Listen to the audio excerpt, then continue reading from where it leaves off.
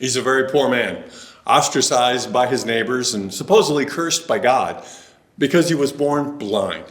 Then one Sabbath, or Sunday for us today, he wins the lottery as Jesus picks this specific blind man out of a crowd of cripples, lepers, and beggars to be healed. There's a lot of biblical press about this incident as the entire 9th chapter of the Gospel of John narrates the details. Hi, I'm Mike Schrage, president of GNPI, or Good News Productions International, where we create media to share Jesus. And this is our verse of the day, John chapter 9, verses 37 through 38. Here's the background. No sooner is there joy and jubilation by this former blind man who could now see, which was really his own crime, being healed on the Sabbath, that additional judgment now comes crashing in on him by the spiritual elite of his day, the Pharisees. The disciples asked the question first that later the Pharisees would wrestle with also, along with the many of us. Who sinned? The blind man or his parents? Is the reason for your and my ailment or cancer, unemployment, or divorce because of my being cursed by God? Of course not. But God can take your circumstances and mine and display his purposes and goodness through it all, just like this blind man's experience. Jesus calmly replies to the disciples' question about who sinned, the child or parents.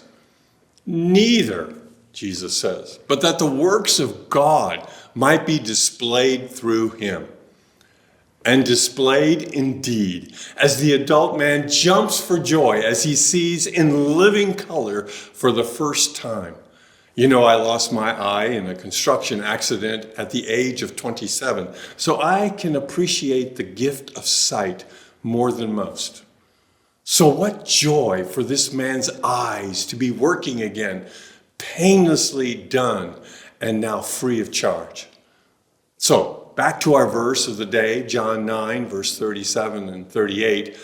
After this abandoned formerly blind man asks who Jesus is, or who is this person who helped me and healed me, Jesus replies, "You've seen him.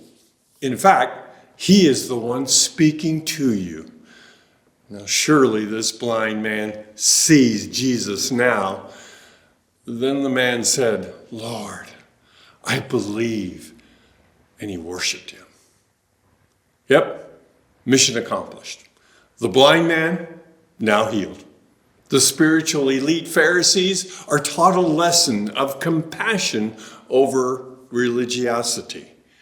The disciples understand more clearly the mission of Jesus.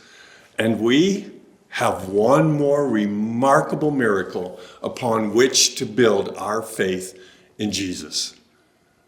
You see, the one who heals the leper, gives sight to the blind, and he also rose from the dead.